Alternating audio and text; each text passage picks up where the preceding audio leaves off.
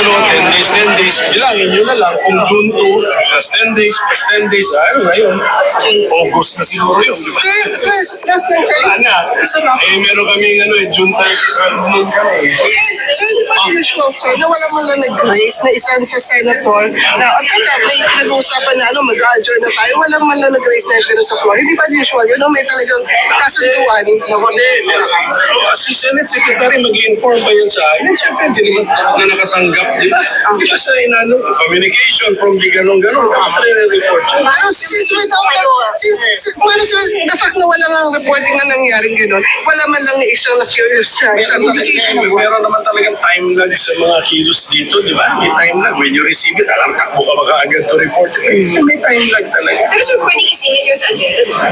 Yung kahit kanina lang siya receive, pwede isingit. Pero just will pull in the leadership ng Senado. So, it's only the SP or the Senate Secretary who can give us the sequence of events. Ano nangyari. Pero sa akin, hindi unusual. May time lag. When you receive something, hindi ka naman tatakbo immediately sa plenary to report na, I received something. Gagawa ka pa ng mga formal dyan.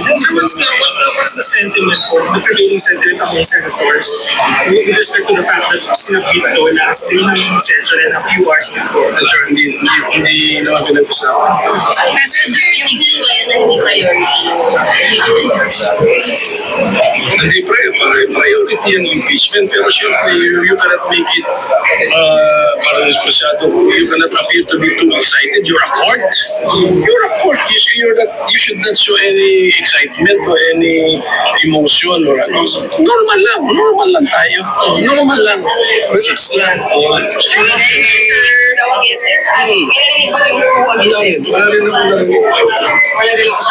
Ilado na yung coup. Di kailangan ng session before mag-coup. Wala na. Parang nga daw to counter, ang nilagay yung medyo friendly force kay June 2 na rin.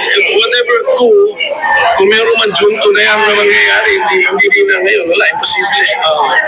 Thank you.